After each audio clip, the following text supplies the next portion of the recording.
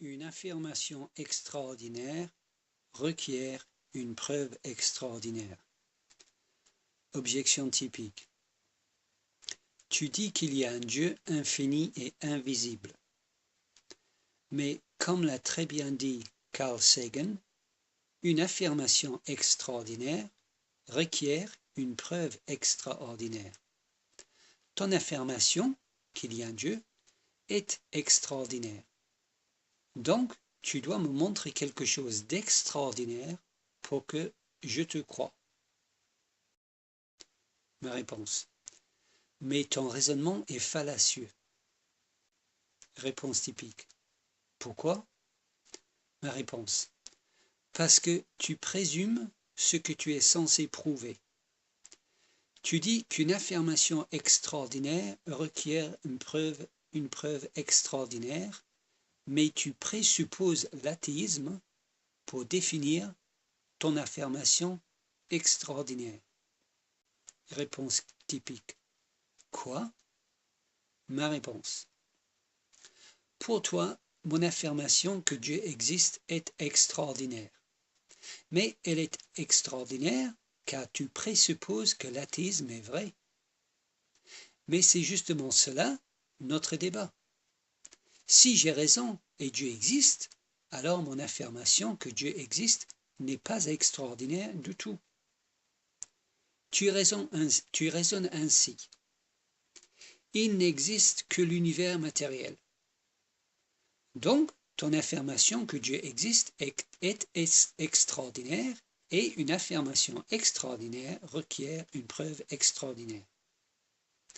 Tu présupposes l'athéisme pour définir ce qui est extraordinaire et ensuite exige de moi une preuve extraordinaire.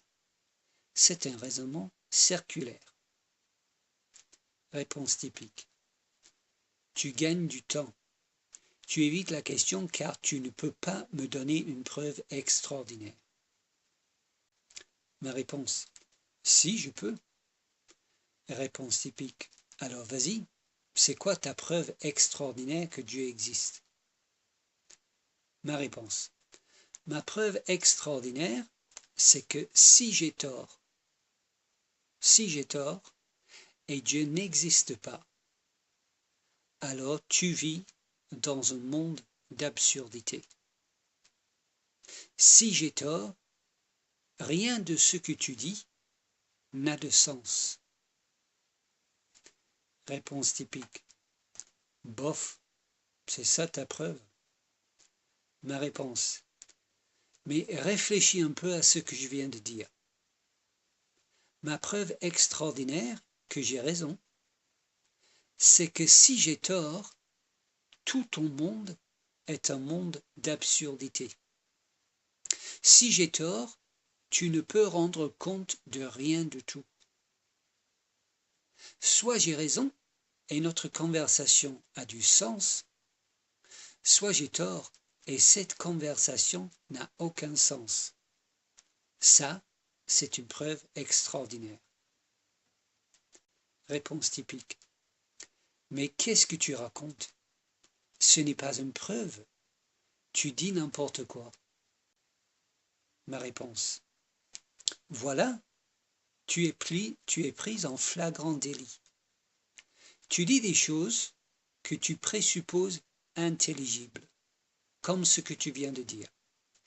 Par exemple, quand tu dis, et je te cite, « ce n'est pas une preuve, tu racontes n'importe quoi », tu penses que ces phrases ont un sens, non seulement pour toi, mais aussi pour moi. Et tu présupposes aussi que le sens est le même pour toi et pour moi. Et tu présupposes aussi que le sens de cette phrase sera le même dans 5 minutes. Autrement dit, tu dis ces phrases en pensant que tu vis dans un monde intelligible. Mais ensuite, tu ne peux pas rendre compte de l'existence du sens dans un monde où tout est le fait du hasard. Tu ne peux pas expliquer pourquoi ce monde est intelligible selon l'athéisme.